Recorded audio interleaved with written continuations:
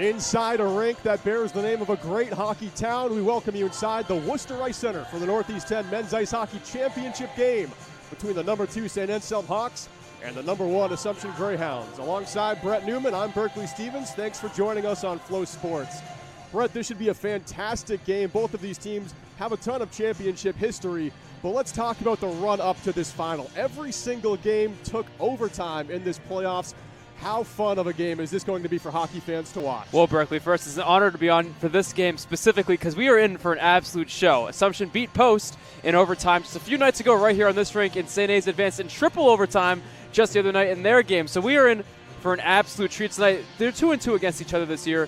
However, only one of those games has been solved by one goal or less. So it's obviously been a multiple goal situation we have going on, and I have a feeling tonight's going to be a lot closer because there's playmakers on both sides. Absolutely. Jonathan Surratt, Player of the Year. Shane McElhaney winning Defensive Player of the Year for the Hounds. Jake Russell, Rookie of the Year. And the list goes on. I mean, there's so many different players on both sides that can turn this game in an instant. I'm really excited to see who that's going to be tonight because this is it. It's win or die, and we're going to see how it goes. Yeah, this should be an amazing game. Like you said, Jonathan Surratt, the Player of the Year. The Assumption Greyhounds swept the Northeast-10 Conference Awards. Jake Russell got Rookie of the Year. Shane McElhaney got Defenseman of the Year. Of course, Surratt, Player of the Year. And head coach Michael Looney was Coach of the Year.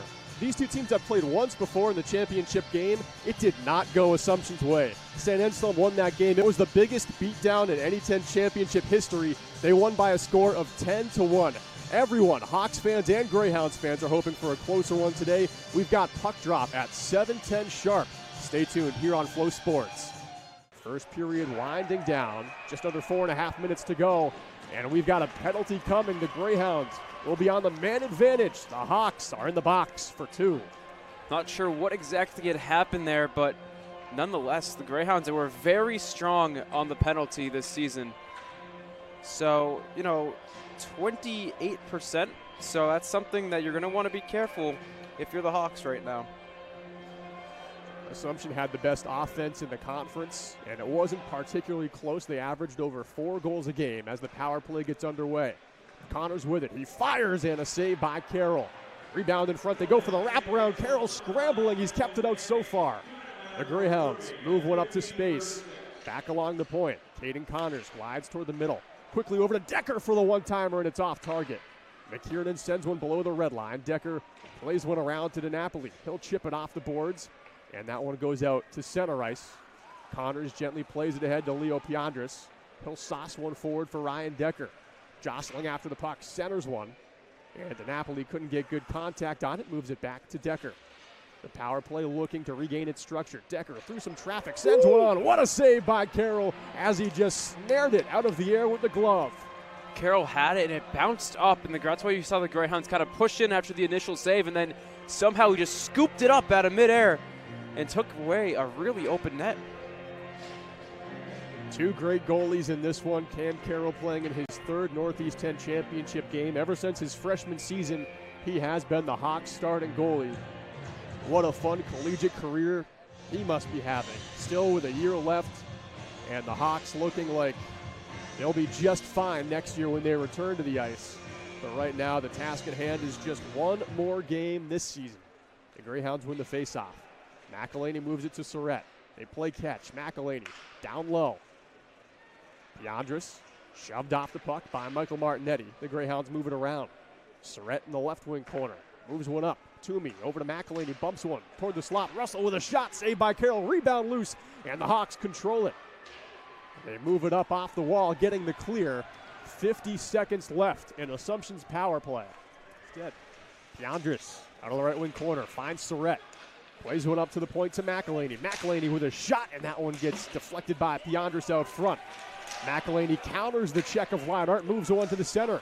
Shot, goal, no, waved off. They're saying it hit the crossbar. It looked like it was in and out. The Greyhounds keep possession alive in the offensive end. Surratt jostles with Collins. The puck tangled up between legs. It's freed up for Rogels. And the Hawks can't clear the blue line. Surratt shovels one toward the target. Piandris tries to turn and fire. He fans. Russell in the right wing corner moves it up to Surratt. Surratt over to Connors. Back towards center, and Surratt lost an edge. Here's Connors surveying the zone. He shoots right into the leg of Collins. Tried to center one. That one got through traffic. Toomey bashes one back down low. Russell below the red line. Takes a shove from Rogel. Moves it to the point. Connors D-to-D to DeMio. Through traffic. DeMio shoots, and it's just wide. The Hawks are able to control the puck for the moment. Trying to break out. You can see they're all just so tired. As Leinart trudges up the ice, the Greyhounds come up with a takeaway. Connors brings it on over the blue line. Sachets by. Connors closing in. Right in front on the doorstep. Surrett can't bury it. A second chance try, and that one goes wide. Cunningham shovels it up to the point. DeMio keeps it at the blue line. He fires through traffic. Collins gets the shot block, and here come the Hawks. They will send it into their own bench, and now a chance for a change. Brooke, I'm going to let you catch your breath for a second. There was a lot going on there, so let's break it down. Toward the Greyhounds defense needs to kind of work on these minor penalties now. Get that puck back and clear. Leinart, top of the circle, glides toward the middle, passes over. Connolly across, one-timer, Collins, and he's denied. Collins right at the red line, slides one up. Leinart shimmies toward the center point. Moved over to Connolly. Back over and across. Collins quickly over. Shot by Connolly just off the mark. And it's cleared. Surrett was able to poke it out to the neutral zone. He goes for the hit after Leinart. Leinart getting rid of it just in time. They'll move it over to Cam Collins. Collins to Leinart. Back to Collins. Leinart again. Right through the slot. McElhaney able to stick it down, and he clears. And here comes Jonathan Surrett. Surrett fires. He scores! The Surrett Show makes its way to the title game. Wow, 5-on-3 shorthanded goal for the Greyhounds. Who else but Jonathan Surrett to give them the goal, and this place is jumping. Unbelievable. It has turned into an ABBA concert as Gimme Gimme Gimme plays for the fourth time. Despite being on a two-skater disadvantage, the man with more points than anyone at any level of college hockey buries one, and it's 4-1. Who else? There is being on the edge of your seat, and then there is standing up. Everyone is on their feet. The Hawks win the face-off. That one is shot and deflected up into the protective netting over the boards. We will do it again. Rinse and repeat. 18.5 seconds left. And the puck meets the ice again. Collins works one to the point. Shot just wide of Salvatore. Leinart will keep it in the zone. Leinart fires, and Decker gets the shot block. Sent out front, and the Hawks get another one. 3.3 seconds to go. Boy. Oh, Is boy. it enough time? Did this get interesting or what? Two empty net goals. The fans were counting it down, Berkley. They were counting it down, and we still have 3 seconds to go. They should know better. The Greyhounds should know better. I think the Greyhounds maybe got in celebration mode just a little bit too early here. This is going to take a miracle right now. Here we go. Here we go, the final moments as the puck is down. The Greyhounds shove it ahead.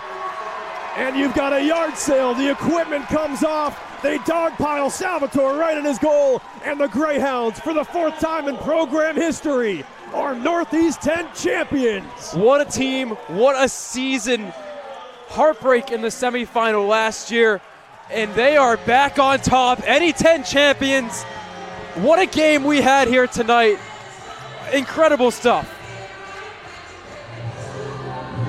And here we are with head coach of the Greyhounds, Michael Looney.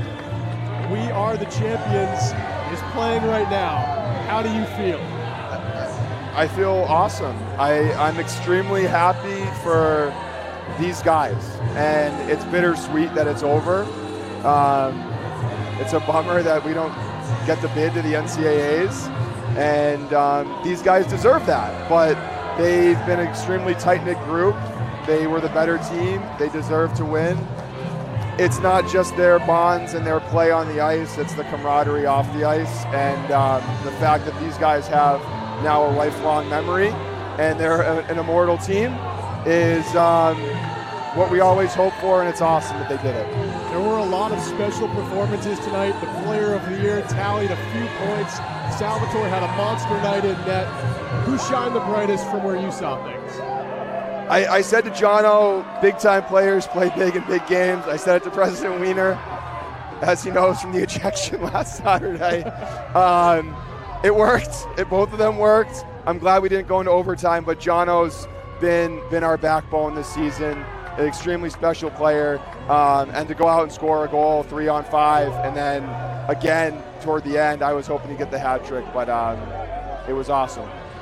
So this game was a 3-goal game with under a minute to go. The Hawks competed about as hard as you possibly can. Every game in the playoffs went to overtime except this one. Did you think it had a chance of going to overtime with 3 seconds left? I didn't think that it had a chance. I think that I admire the Hawks punch back and no quit till the end. If I'll critique my defense, it's giving those two up, right? A 5-2 final and closing out the last couple minutes is nicer. But I didn't have much fear of that. And now going into next season, I know it stinks. You win the championship game, and as a coach, it's immediately looking ahead. Next season starts tomorrow. Exactly. But this team hangs on to so much of its roster. Looking ahead to next season, just for a moment, how excited are you to be the defending champs and returning so many players? I'm more excited about our culture, and I think there were so many guys not in the lineup tonight that could have made a difference, and it's a really hard decision. And, you know, a lot of the guys who were in the lineup tonight weren't in 2024, and they wanted that feeling, and they earned it, and they got back out there. So now it is, how do we not get to 28? How do we do this in 27 with those same guys? And that's going to be the mindset and the mentality, and keeping our culture, win, lose with class, and doing things the right way on a consistent basis in the classroom, on the ice, and throughout the community is our and we're going to enjoy tonight. Absolutely, as you should. I'll take things from a team perspective over to an individual player now. Jonathan Surratt, he was the Rookie of the Year. He's been the Player of the Year. He's won a conference championship a couple of times. What's it like coaching him, and what do you see next for him in terms of the game of hockey? He's a difference maker. I mean, he could definitely and should be playing pro hockey. I'd love for the Worcester Railers to give him a game immediately after he's done. I think that's something that an alum like Myers should make happen. And I think that he can shoot the puck at that level. I think one of the things that's been awesome and people don't know is that Jono and I had a weight loss challenge this summer. He hit it, I didn't. But it shows in his play. And we would send each other a picture of the scale every Tuesday throughout a few weeks of the summer, and a Herbie was on the line, and he made sure that I was sucking wind on that Herbie this year. Do you think you're going to do that again this season? I mean, it worked great. I need to get on the dad bod destroyer path. So okay. I have our strength coach, cooking something up right now. Well, a night of celebration, and then that can start. Coach Looney, congratulations. Thanks, Thank you. Great season. For Brett Newman, my name is Berkley Stevens. Thanks for watching the 2025-26 Northeast-10 Men's Ice Hockey Championship. Take care, everyone.